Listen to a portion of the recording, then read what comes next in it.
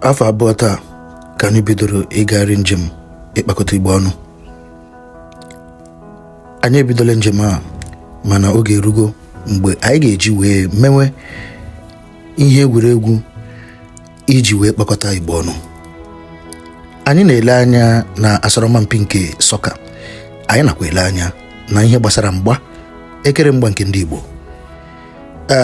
Ihe nkiri a ị na-elewo nke ndị ụga na Ekwulọbịa. Lezienụ otu amụsi wee ju ndị mmadụ ọnụ. Anyị mee taa megode imagine na anyị mere organize ụdịrị egwuregwu a na Dan Anyam Stadium, ma ọ wụ ọgbọ egwuregwu nke nọ na Asaba, ma ọ bụ ọgbọ egwuregwu nke nọ na Port Harcourt, ma ọ bụ ọgbọ egwuregwu nke nọ n'Enugu.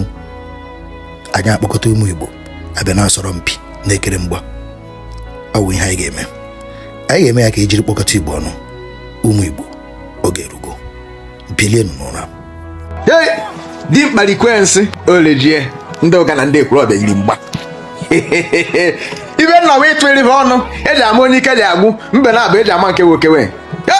Di mkpado mma ọdụdụ a na-eme di mkpa eme nna agawa ibe atụ egwu ọ nke akpụrụ ụga asụ ihe ọ na-eti ụmụ agbọghọ ngwa na olu one na omume eji ama m oji eti di mkpere nọ ike na-arụ ya ahụ ma nwa anụ ụmụ agbọghọ ọnụ na ọba ya n'azụ.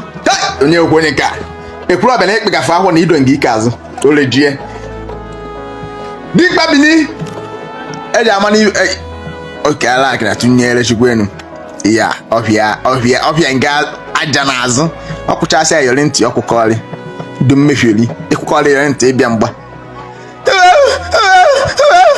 Onye gọrọ ọgọbe ngwere ọ na-achụ uche n'aka. Onye ọhụrụ na gọrọ ọgọbe ngwere na-achụ uche n'aka.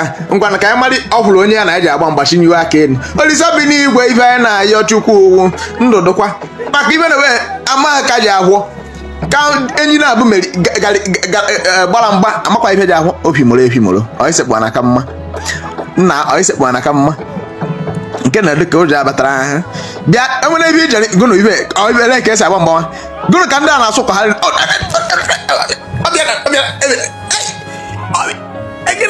ibe ịdọdọ na nika idekwa adọwasịrị ya nika ngwa ọkụ ewe ebe ọkụ ewe n'ebe ọkụ gbasa ọzọ anyị na-enetọfụ